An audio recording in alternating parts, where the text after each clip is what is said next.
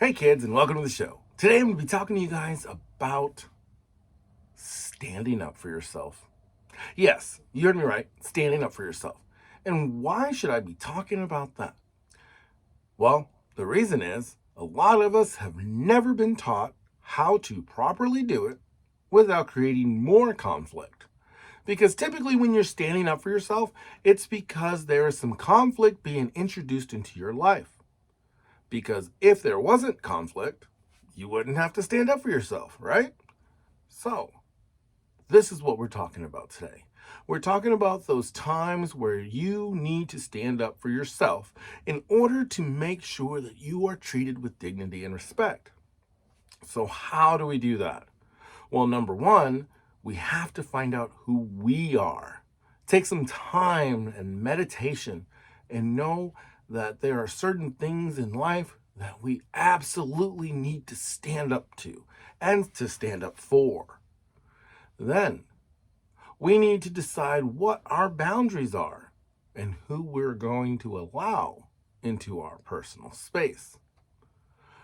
So then you are ready to engage someone when they're not being so nice. Now, it's really easy to lash back at somebody, and that's not the Christian way. The Bible says to turn the other cheek. There's some different interpretations of what that means. But I love the idea of giving the person your tunic. And the reason I like the idea of giving the person your tunic is because you have given them something rather than taken. And the tunic can be replaced. You're not taking a hit. You're not doing any of that stuff. The tunic can be replaced. The tunic is just an object. So why should we stand up for ourselves? Well, we should stand up for ourselves because we are children of God.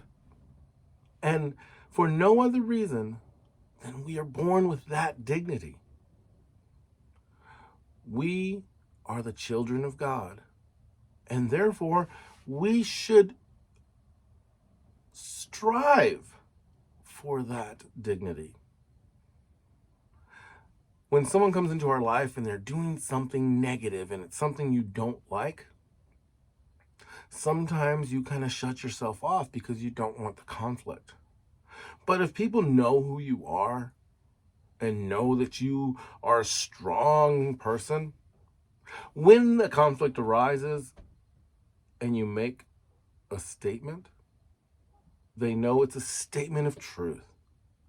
So, there it is. Why do you stand up for yourself if not to protect yourself? The problem is we don't protect ourselves. We've been taught that we should protect others, right?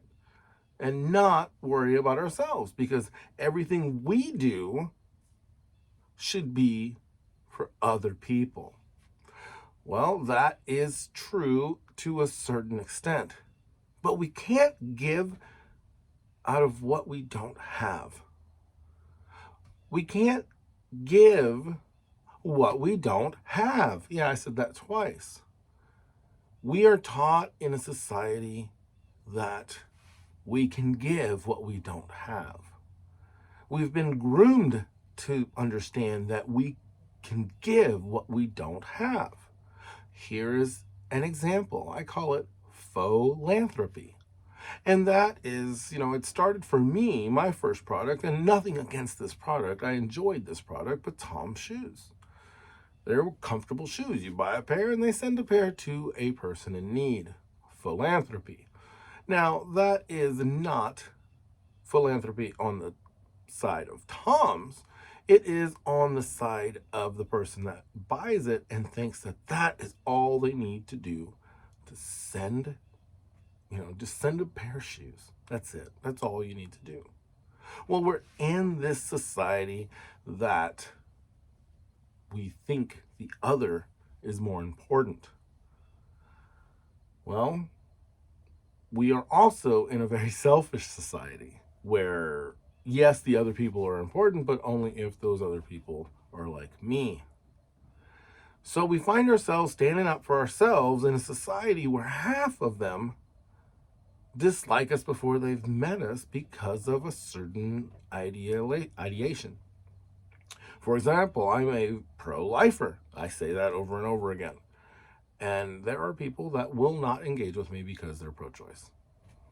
And they can't get past the fact that I'm pro-life. So that's life, right? So when we stand up for ourselves, it's because someone has crossed a boundary that we must know ahead of time. Because when you know what your boundary is ahead of time, when someone gets close to it, you start to get ready. When you haven't identified your boundaries yet, when someone gets close to it, you are not aware. And when they've crossed it, you are reacting. We try not to react.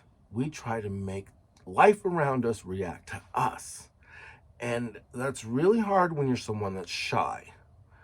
So step back and go into spaces where you are comfortable.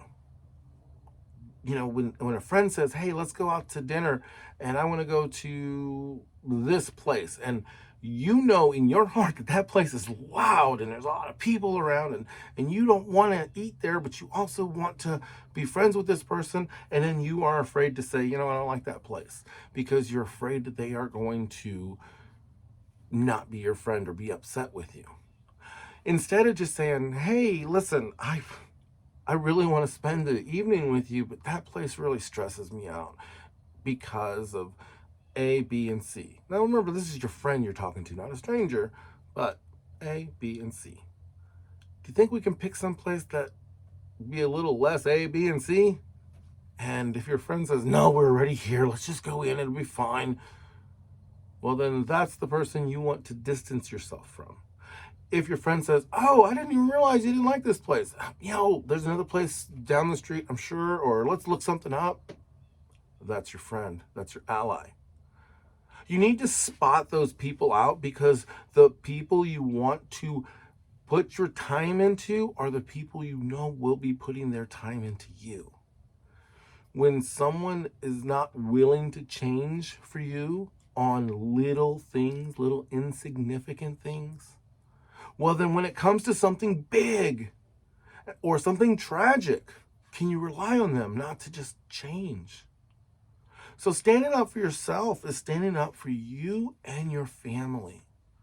You know, when I first decided to go get my concealed carry license, people were like, well, how can you be a Christian and have that? You know, you are gonna hurt someone. And I said, you know, it's not offensive to me, it's defensive. And they're like, but you know, it's offensive, it's not defensive.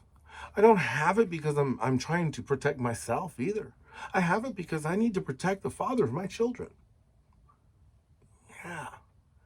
So when I think about security, when I think about my faith, when I think about the relationships that I have, I stand up for myself because I want my children to.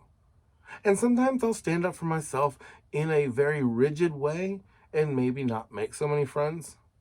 And sometimes I do it right and I do it in a really loving way. And I'll either keep friends or make new friends. The important thing is that because I have 5 children, is that when I stand up for myself, I stand up for myself for the right reasons and not because of some idiotic principle. So when you're standing up for yourself, make sure you're standing up for your values, you're standing up for your family, and you're not standing up just because the other person said something different. Until next time, work hard, be kind, and have fun.